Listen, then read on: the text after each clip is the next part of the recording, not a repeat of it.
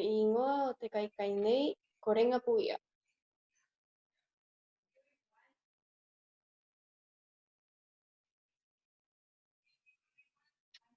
Tēnei te patautau e kiena. Wau nei korenga puia. He turu au ki te wai utu mai. He piri mai, te atua, motu mea mea he ki mai. E nua e ka hipa mai koe mohohongi taua. Ina au ko hipa atu mohohongi taua, o i taia ro wai.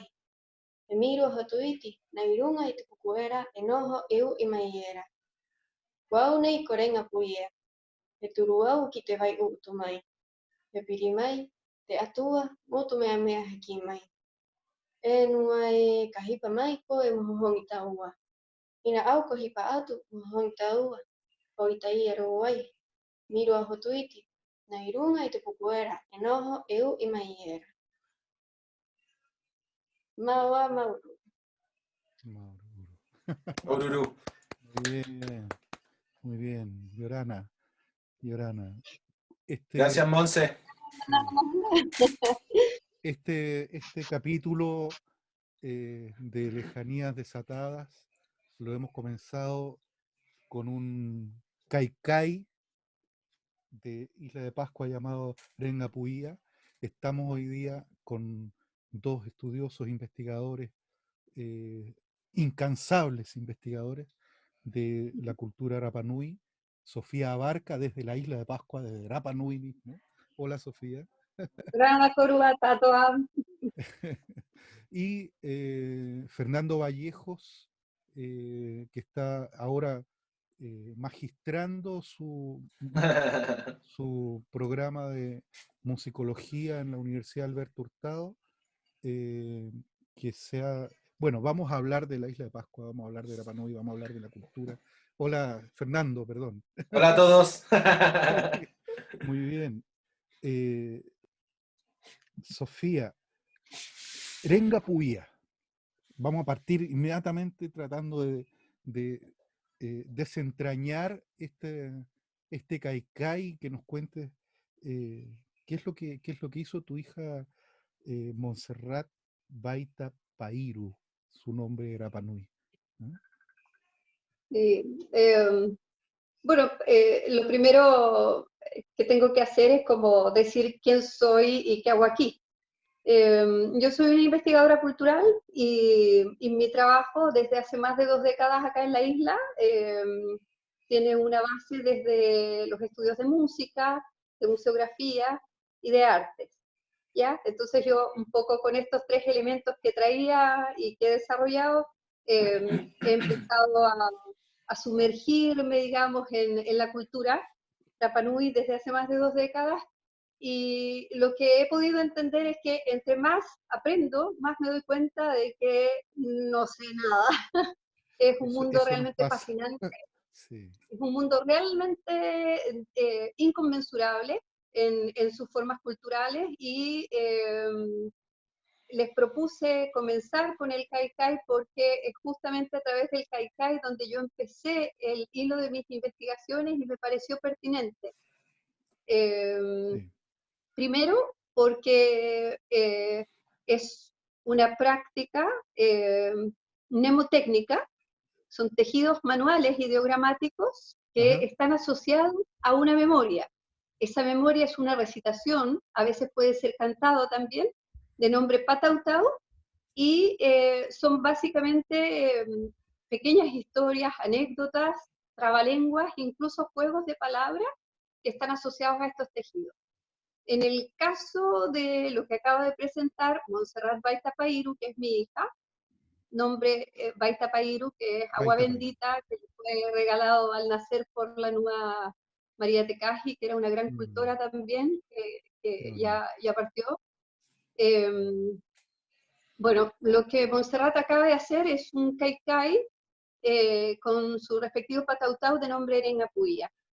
Lo que narra este kaikai es que una mujer va con su vasija a un sector, a la orilla del sector de la Hutongariki, y cada vez que estaba sacando agua dulce de una vertiente, venía un espíritu que quería besarla. Y ella le decía que no iba a dejar ser besada porque desde el Kumacari, es decir, desde la punta de la cantera del Llano Uraraqu, que está frente a Tongariki, Ujú. su marido la estaba mirando. Ah, En definitiva es esa la narración. esa es la Es historia. una narración cortita, pero un poco tiene toponimia, es decir, está situada dentro de un contexto geográfico, habla de las vertientes también, habla del Ahu Tongariki, habla de la gran cantera del Llano Uraraqu frente al Ahu Tongariki, sin nombrar estos lugares. De alguna manera, cuando se hace esta recitación, el que está escuchando sabe en qué lugar sucedió, quién fue la protagonista, quién fue el espíritu que se le manifestó, y bueno, todo este contexto maravilloso.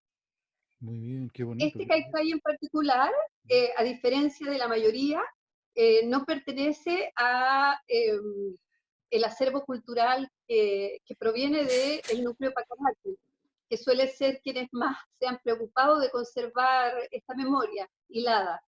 Ujú. Este particularmente, el Kaikai Rengapuy en su Pataucau, proviene del clan de los Tuki y le fue enseñado a Montserrat, Paita Pairu, por Miriam Tuki, que fue una gran cultora que acaba de fallecer recién hace un par de semanas. Wow. Entonces es un poco un homenaje a sus saberes. Sí, porque aparentemente los que más se han conocido a lo largo de las últimas décadas son del otro clan, ¿no? ¿Cómo se llama el otro clan? Que no alcanzó a salir Pacarati. bien. Ah, Pacarati, de los Pacarati. Sí, que son los que De trabajaron hecho, con Margot. la maestra quien le enseñó a Montserrat desde sus 4 años el arte del Kaikai es Isabel Pacarati Tepano, Ajá, que es la gran maestra del Kaikai acá en Rapa Nui, que correcto. fue reconocida como Patrimonio Humano Vivo el 2018. Sí, parece que este fin de semana hubo un programa en Canal 13 Cable con ella, ¿no? Sí, Sí, la, Muy probablemente. sí, así que está bien.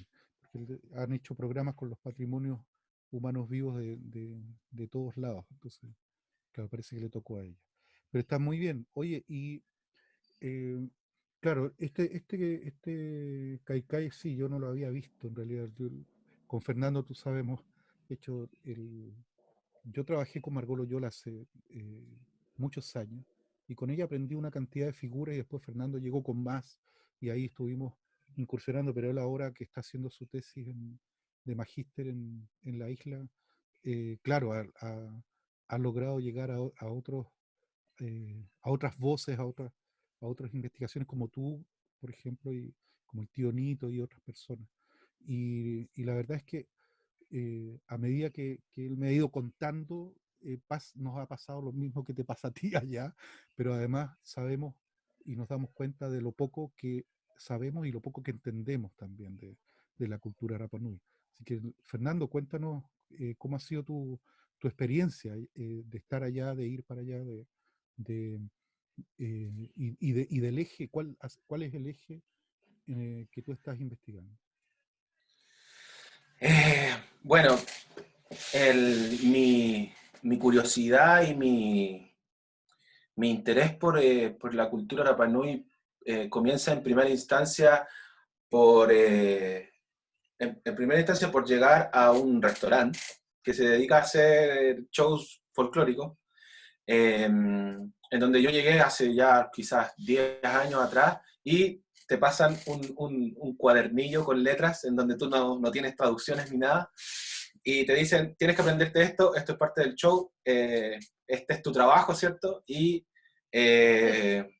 vamos tocando lo más rápido posible. Y obviamente ahí parte mi interés por intentar acercarme a qué dicen las canciones, de qué hablan, ¿cierto? Que en general uno puede conocer la historia de Rapa Nui a través de sus canciones porque en ella está toda esa riqueza cultural. Y, y ahí parte, comienzo a involucrarme con algunos grupos folclóricos que hacen cultura Rapa Nui acá en Santiago. Y el primer clic, el primer bichito es esta idea como de cosas ancestrales, que parece que no son como que no son tan ancestrales, son como medias modernas, pero hablan de cosas ancestrales, y ya cuando uno se aprende un repertorio, después quiere ir a ahondar un poco más allá. Y ahí empieza este viaje que ha desembocado en la tesis del magíster, en donde el eje central se ha movido en torno a la expresión del Hoco, que es una expresión que algunas personas, no puedo generalizar, obviamente no he hablado con todas las personas de Isla de Pascua, pero que en términos generales Rapa Nui la presenta, ¿cierto? La define como una danza ancestral, de guerra, de los antepasados, ¿cierto? Con grandes saltos, contorsiones, demostraciones de fuerza, pero buscando en bibliografía respecto a este concepto, las características que tiene son totalmente distintas a las que nosotros vemos hoy. O sea, me refiero a que con esto que la palabra Hoco, el concepto Hoco, siempre es parte del idioma, y hay otros investigadores hace 70 años atrás que han registrado cosas bajo ese concepto, pero las características que tiene hoy día obviamente son diferentes, son distintas, o han cambiado, o han mutado, en fin. Me he logrado percatar de que hoy día se entiende este Hoco como danza guerrera, pero que al parecer no tiene más de 20 años con esas características. No quiero decir con esto que el Hoco no haya existido antes, sino que con esas características que Rapa Nui nos llega a nosotros, es una expresión que al parecer no tiene más de 20 años. Y ahí parte. Claro, correcto. Y ahí parte. ¿Puedo complementar? Sí, por supuesto. El primer maestro que tuve yo, más de 20 años atrás acá en la isla, yo vivo acá desde hace más de 2 décadas, fue Papa Kiko. Papa Kiko, gran amigo de Margot Loyola. Sí, yo lo conocí, tuve la suerte de conocerlo. Sí. Ok. De Papa Kiko aprendí muchas cosas, y una de las cosas que aprendí es que esas danzas guerreras no existieron, y que son parte de una recreación, de un imaginario de cómo tendrían que haber sido los guerreros, ¿ya? Como yo he trabajado en el contexto de los músicos y de los bailarines Rapa Nui estas décadas, he sido testigo del proceso de recreación de este imaginario, en donde, inspirados por los haka neozelandeses, que sí son cantos de guerra, se toman de la palabra hoko, que quiere decir cuerpo, y le suman una actitud guerrera. ¿En base a qué se puede decir que no son cantos guerreros? En base a que las letras, por lo general, no hablan de guerra, hablan de anécdotas. Y curiosamente, muchos de estos hoko son letras de los kaikai, es decir, antiguos patautau. Antiguos patautau. Sí, ahí yo veo también ¿Qué sucede? lo Que la persona que está viendo este espectáculo y ve la actitud guerrera y escucha ese patautau con una rítmica un poco más agresiva y con toda esta actitud de guerra, asume que lo que se está diciendo es verdaderamente un texto guerrero, pero la mayoría de las veces no lo es. Sí, eso es muy interesante, y de pronto esto nos puede llevar a un tema que tiene que ver precisamente con lo que tú acabas de decir, con el tema de las anécdotas. Es decir, yo lo que veo, o lo que, de acuerdo a lo que he estudiado, lo que he intentado estudiar y aprender al respecto, yo nunca he ido a la isla, pero sí tuve la suerte de estar con Papa Kiko, con Margot Loyola, y también estamos hablando de 20, 25 años atrás, donde el único texto oficial era el libro de Ramón Campbell, donde también hay una serie de cosas que no logramos decodificar porque no teníamos grabaciones y porque no teníamos a nadie que pudiera cantarnos, salvo esta visita que tuvimos de Papá Kiko, que nos enseñó algunas maneras o algunos modos, y eso fue lo que aprendimos.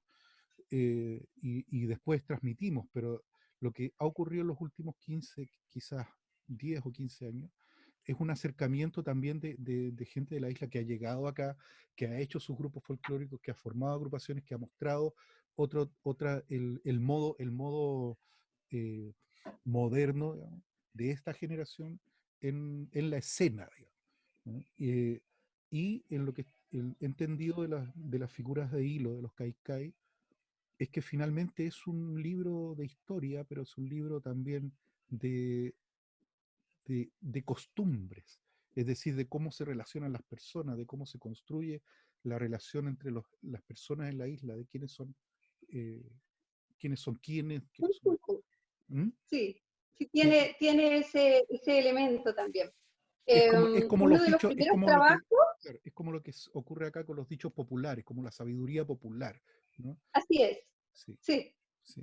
Uno de los primeros trabajos que hice, bueno, después de Papa Kiko, mi segunda maestra fue Isabel Pacarati, la maestra del Kaikai.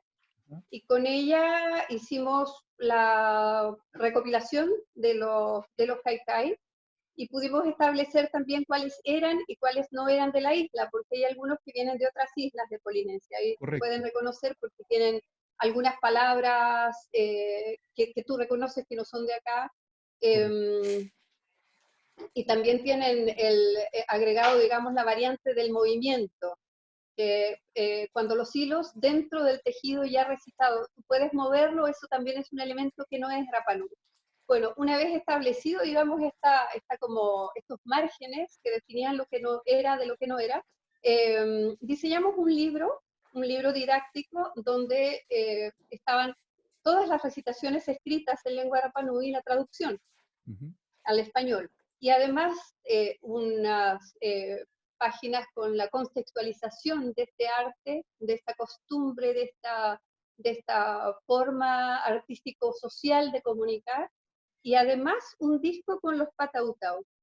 Este trabajo, yo lo comencé con Papa Kiko, pero a mitad de camino Papa Kiko murió, entonces yo lo terminé con Isabel. Entonces es un material bastante interesante porque las recitaciones de los Patautau están con la voz de Papa Kiko la mayoría.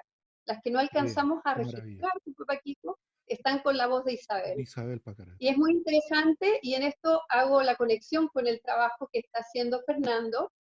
Es muy interesante porque Fernando, antes del trabajo que está haciendo ahora, hizo una investigación muy interesante a través del hilo conductor de un solo canto, ¿ah? Sí, Que fue siguiendo desde sus interpretaciones más contemporáneas hasta las versiones más antiguas. Y Pero las curiosamente, versiones este canto, claro, las versiones que están registradas en alguna producción o que son grabaciones de terreno de alguien, digamos. ¿Mm? claro. claro, Claro, Fernando hizo esa recopilación y dejó muy ese hilo interesante. conductor de manera bastante precisa. Y curiosamente, ese canto es uno de los que están en versión de Patautau, es decir, primeramente como recitación y luego musicalizado y convertido en canto. Encanto, Claro. sí. Entonces uno va, en la medida en que va sumergiéndose en este mundo, uno va dándose cuenta de que uno puede ir hilando las manifestaciones y que finalmente está todo como conectado, es una gran red. Sí, Mm, claro. sí. Quisiera... Cuéntanos un poco, Fernando, sí, de ese Patautau en particular Sí, dentro de este ejercicio en la búsqueda de... Porque, a ver, parto, por ejemplo, el Patautau del que se está hablando es el Caungaterongo. ujú, Y correcto. una de las primeras versiones que a mí me llega que llegan a mí, que yo escucho, es una versión que se grabó el año 2005, más o menos, de un grupo que en ese momento se llamaba Manaro Morón Ajonopaena, y que tiene una intención en la voz ya más es combativa, es un grupo, se escuchan varias voces, hay voces grupales, y hay un sonido de djembe o de parche en este sentido.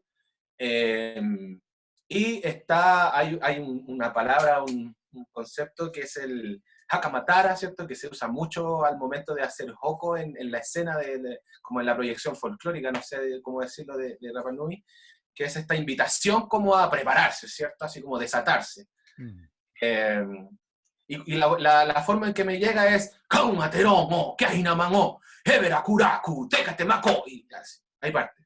Y yo empiezo a hacer el ejercicio de como ir buscando este patautau a lo largo de la historia hacia atrás. Empiezo a buscarlo, a encontrar versiones, y en esa búsqueda llego hasta más o menos la que yo considero una de las primeras grabaciones que existe del Caunaterongo, que es una grabación que está dentro de la banda sonora del documental Isla de Pascua que hizo Nieves Jankovic y Jorge Di Lauro, y que, si es que no me equivoco, se rodó en el año 62, más o menos, en Rapa Nui.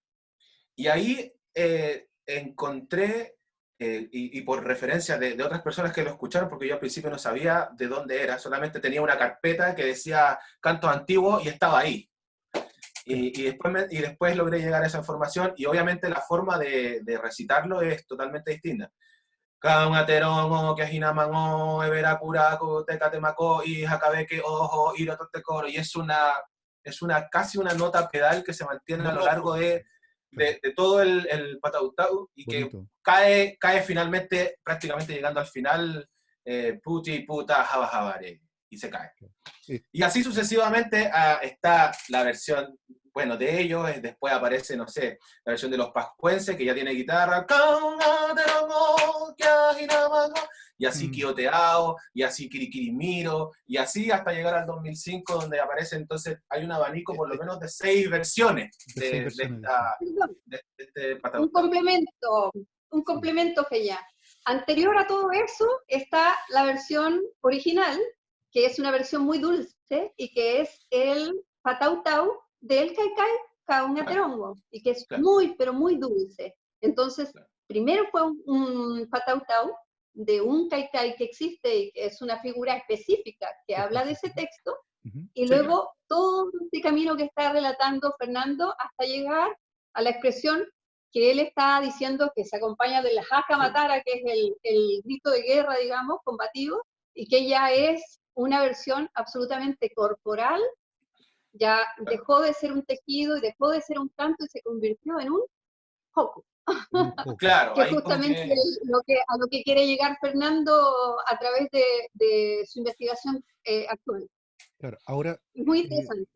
acá yo leí una cosa en tu libro, un parrafito cortito, que dice que hoy en día asistimos a la presencia de una pregunta colectiva, no transformada aún en diálogo, sino en situación de mero malestar respecto de quién es el depositario del saber Rapa Nui y si se debe considerar una entidad a modo comunitario o bien reformularse. Yo pienso, este párrafo tiene que ver precisamente con la investigación, y cómo se está llevando a cabo, cómo ha ido mutando, y cómo también los mismos Rapa Nui han ido como percibiendo o recibiendo los trabajos que uno hace, porque a mí me ha pasado con las investigaciones que hago ahora, todo eso ha cambiado, ¿no? Los quiero llevar a un tema que yo sé que es un poco sensible, ¿no?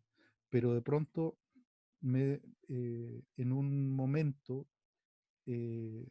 recuerdo alguna vez que a mí no me dejaron filmar, pero, en, pero ellos filmaron. A mí no me dejaban compartir esto en una red, y me tenían prohibido hablar de ello, pero ellos sí lo hicieron.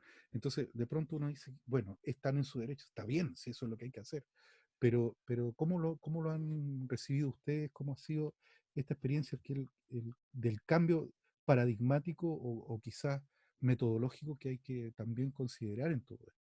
¿De qué manera? ¿Cómo, cómo los Rapa Nui reciben y perciben todo lo que con pasión y con tanto amor y con tanto cariño uno está haciendo, ¿no? ¿Y ustedes? Te cedo la palabra, Sofi. ¿Tú qué tienes? Después sigo yo. Tantos años, claro. Ok. Mira, es una pregunta simple y compleja a la vez. Simple en el sentido de que yo creo que ninguno de nosotros se considera un cultor de estas prácticas. Creo que nosotros tres nos planteamos desde la observación externa con un tremendo respeto, con una tremenda admiración y con herramientas. Y creo que ahí está la base de la observación, tener ciertas herramientas que sirven para conservar las memorias, ¿ya? Desentrañarlas Yo también. nunca he pretendido ser ni parecer Rapa Nui.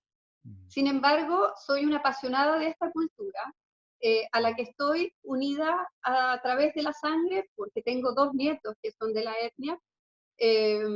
Entonces, un poco creo que camino por el limbo, por un limbo identitario. Pero en vez de considerarme como en un limbo, prefiero visualizarme como un puente que intercomunica 2 mundos culturales. Uno que tiene sus propias claves, y estas claves son profundamente secretas, si se quiere decir, herméticas, esa es la palabra, ¿ah? Y se abre solamente a determinadas personas, por lo general, la mayoría de las veces, para gente de la etnia. Sin embargo, me siento afortunada de ser una pequeña excepción. Creo que cada maestro Rapa Nui tiene la libertad de abrir su mundo a quien considera que merece esos conocimientos. Entonces, a mí me ha pasado con mis maestros, que he tenido el privilegio de ser discípula de los más importantes, y le pasa también a Fernando, que tiene como referencia a Nito Manu Toma Toma, que es un tremendo músico, un tremendo escultor, un tremendo cultor de varias prácticas culturales Rapa Nui. Entonces, en ese sentido, creo que no es lo mismo hacer esto desde fuera que hacerlo desde dentro. Aún no siendo Rapa Nui, creo que si uno está haciendo esta observación con las herramientas que trae desde fuera, pero desde dentro, cuando te abren la puerta, silenciosamente, desde un rincón, observando con humildad, creo que eso es válido. Y creo que es necesario, porque dentro de las cosas que yo he podido hacer, con todo el cariño del mundo, ha sido poder registrar a través de una herramienta muy linda que tengo, que es un estudio de grabación hace 20 años atrás, y siento que sin esa herramienta, una gran cantidad de memoria se habría perdido. Se habría perdido, exactamente. Estos registros son las bases de las investigaciones. Sin registro, la memoria se diluye. Una de los grandes temores de Papa Kiko era que él iba a morir y no iba a alcanzar a transmitir todo lo que sabía. Y en ese sentido, él confiaba en que yo podía ayudarle a conservar algo de esto. Y cuando estábamos en ese proceso es que él falleció. Ese fue el motivo por el cual su sucesora, María Elena Hotus, me abre a mí las puertas de sus conocimientos tan amplios como los de Papa Kiko, para poder empezar a guardar la memoria de ella en registros literarios, audibles, y bueno, en definitiva, sin estas herramientas se habría diluido. Entonces, ¿quién trae esa herramienta? El que viene de afuera. Creo que En el no sé fondo, si es tan en el fondo importante sí. quién lo hace, sino que cómo se hace. En el fondo ahí vienen las metodologías, las técnicas, en fin, todas esas herramientas de las que tú hablas, que de pronto uno ya las ha sistematizado, digamos. Entonces, en cuanto a acceso, en cuanto a software. Y deja decirte una anécdota más, que dentro de la relación, bueno, yo a Fernando conozco su trabajo, me gusta lo que está haciendo.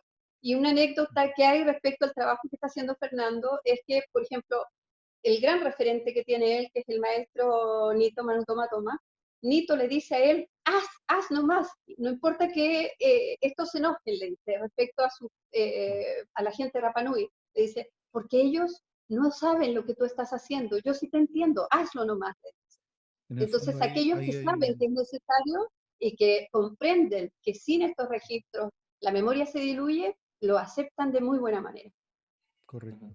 No, eso es fantástico. Ahora, con Fernando hemos tenido unas largas conversaciones respecto a su investigación y todo lo que ha estado haciendo ya. ¿Cuántos son? ¿Dos viajes que has hecho? 3. 3 viajes, pero intensos y de mucha actividad además. Pero dentro de lo que comenzamos a hablar del Joko, no será, claro, quiero llevarlos ahí, digamos, a la transformación o a la decisión quizás de como cuerpo cultural, como pueblo, Rapa Nui, como etnia, de decidir qué mostrar al mundo y de qué Perdón, manera mostrar al mundo lo que ellos son. Es decir, cómo el Joko pareciera que fuera una decisión escénica para mostrar. Y detrás de eso hay otras cosas que nunca nadie va a percibir, digamos. o Sí. sea, creo que es súper importante dejar bien establecido esto. No Mm. existe una sola conciencia Rapa Nui, no Ajá. existe un solo pensamiento Rapa Nui. Existen varias tendencias dentro de la etnia y dentro del pueblo. Entonces, Correcto. cuando yo te hablo de esta postura, por ejemplo, del maestro Nito Manutomatoma, tan generoso a hablar y a abrir sus contenidos a Fernando, él pertenece a una línea de gente que comprende que es necesario, pero no necesariamente todos piensan igual. Claro. Entonces, cuando tú hablas de una decisión escénica o el pueblo decide o la etnia decide, eso no existe. Aquí No, yo me existen refiero varias simplemente, tendencias con personas con distintos, con grupos con distintas miradas respecto a cómo Ok, entienden su ok, cultura. yo lo que me refería principalmente era lo que finalmente recibe el ¿cómo turista. sucede? ¿Cómo El, llega a reci- pasar esto? claro, recibe el turista, digamos, el que va Sí, y puede estar solo 30 días ahí y nada más. yo creo que pasan varias cosas. Mm. Eh, creo que es pertinente, como para llegar al tema de la puesta en escena, se me hace pertinente partir desde la base de que Rapa Nui es una cultura que prácticamente fue descabezada. Eh, entonces, ¿cómo nosotros logramos identificarnos con nuestra propia cultura al momento en que nos reconocemos que tenemos muy poco, o pareciera que tenemos muy poco? En muchos comentarios he escuchado a algunas personas que hablan de la Tapati, o de alguna gente de Rapa Nui que dice, nosotros hicimos la Tapati porque nosotros no teníamos nada, y la hicimos para poder recuperarlo.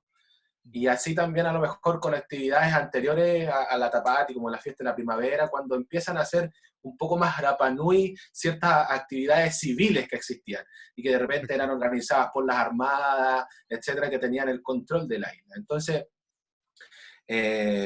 partiendo de esa base y respecto a lo del Joko, a mí, ya casi como llegando un poco a la conclusión, haciendo un salto, lo que a mí me da mucho curiosidad es entender cómo una expresión eh, logra ser exitosa, no sé, o no sé si es exitosa el término, pero más allá de ser exitosa, porque entró en la cultura Rapa Nui y se establece y la gente ya la reconoce y la definen, ya es parte de una competencia, etcétera. Pero, ¿qué hace que esa expresión sea como ya reconocida? Y yo creo que es más que nada porque cumple una función, o algo hace, alguna función cumple dentro Algo despierta, que digamos. algo despierta. Mm. Y yo creo que en este momento el Joko, una de los puntos es que logra conectarnos, bueno, logra quizás conectarlos con una idea de ancestralidad que está demasiado lejos, ¿sí?